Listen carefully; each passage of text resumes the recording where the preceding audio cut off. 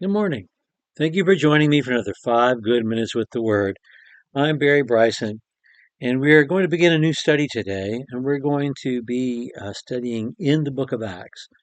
But we'll do this study a little differently. It's not going to be a verse by verse study. It's going to be a person by person study in the book of Acts. And we're going to talk about the major um, figures that we meet in the book of Acts, and talk about a quality that I believe they represent. Um, for instance, next time we're together, we'll talk about Peter and the way he represents confidence that he has in the book of Acts, a kind of confidence that he never has in the Gospels. We're going to begin today by talking about the Holy Spirit and the Holy Spirit being present because he is. The Holy Spirit is the person who drives everything that happens in the book of Acts. The Holy Spirit and his arrival is what initiates the plan that Jesus says is going to take place. He tells them in Luke chapter 24, verse 49, to stay on in Jerusalem until they receive power from on high. And he's promised the apostles on the night that he was betrayed that a comforter was coming. The Holy Spirit was coming. He would stand beside them. He would be inside them. He would guide them in what they are to say so that they would not be afraid. And he would be God's presence with them. And that's who the Holy Spirit is throughout. He's just there arranging everything that happens. He arrives in chapter 2, verses 1 through 13, and that prompts the preaching of the gospel on that first day. When people are baptized, they receive the forgiveness of sins and the gift of the Holy Spirit. He's the one who initiates Stephen talking to the folks who are in the synagogue of freedmen, and he's there guiding Philip's work in the next chapter, in chapter 8. Um, he's the one who sends Philip to talk to the Ethiopian eunuch and then removes Philip to the coastline. He's the one who arranges Peter's meeting with Cornelius, and by dealing with Cornelius and with Peter. In chapter 13, verses 1 through 3, and I'll be reading that right now, says there were at Antioch in the church that was there prophets and teachers, Barnabas and Simeon, who was called Niger, Lucius of Cyrene, Manaen, who had been brought up with Herod the Tetrarch, and Saul. And while they were ministering to the Lord and fasting, the Holy Spirit said, "Set apart for me Barnabas and Saul for the work that I have called them for." And so they do. And it's the Holy Spirit who sends the Apostle Paul out on his first missionary journey. It's the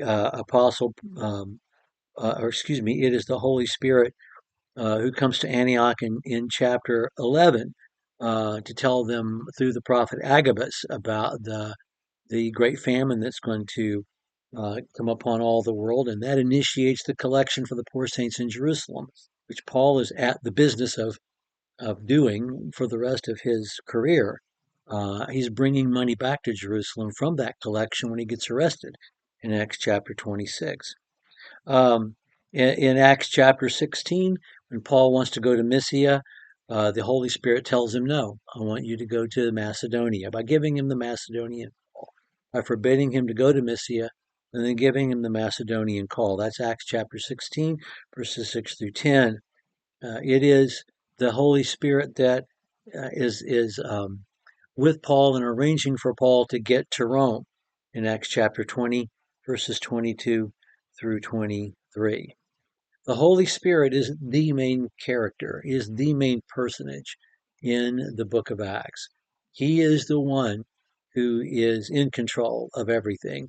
When Jesus said, "You're going to be my witnesses, first to Jerusalem, then to Judea, and then to the rest of the world, to Samaria, and then the rest of the world," it is the Holy Spirit who makes this possible and who arranges events so that things will happen just as Jesus said they would. And of course, the Holy Spirit came just as Jesus said he would. And and so I don't want us to continue our study without thinking of the Holy Spirit and without understanding that the Holy Spirit is God's presence with us. He dwells in us. First Timothy First Timothy, let me find the verse. I have it written. Yeah, Second Timothy. Excuse me.